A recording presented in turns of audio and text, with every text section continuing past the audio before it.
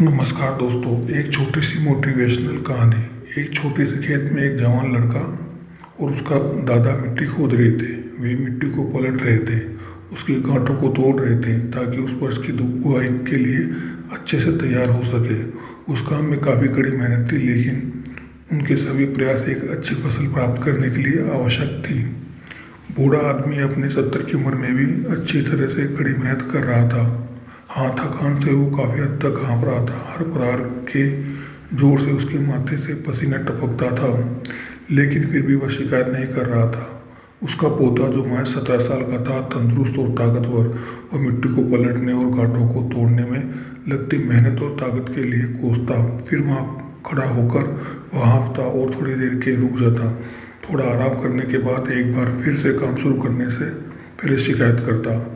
थोड़ी देर बाद युवा पौधा देखता है कि उसके दादाजी ने जितना काम कर जमीन को तैयार किया, वो खुद ने तैयार की जमीन से बहुत ज़्यादा है।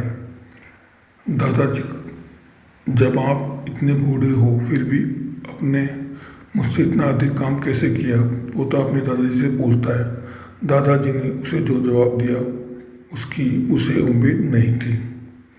जब किसी काम को मुश्किल मानते हैं और उसे के बारे में ज़्यादा सोचते हैं तो सच में मुश्किल हो जाता है, और हम बिना सोचे जब उसे करते हैं और करते ही रहते हैं तो वो आसान हो जाता है।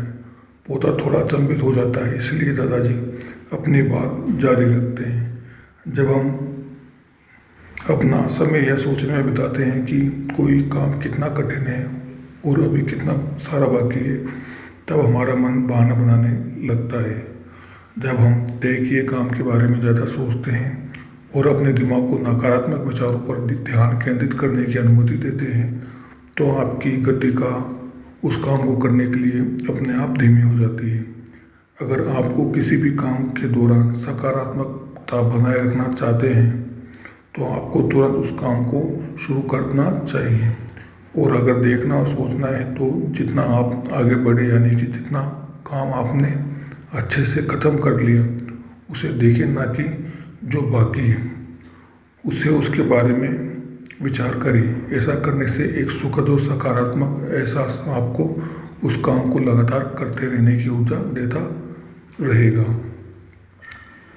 दोस्तों, ये वीडियो एक छोटी सी मोटिवेशनल कहानी थी, एक किसान और उसके पोते की। आपको कैसे लगी ये हमें कमेंट करके बताएं, और हमारे चैनल को सब्सक्राइब करें, शेयर करें, और यहाँ तक आपने जो वीडियो देखा उसके लिए धन्यवाद।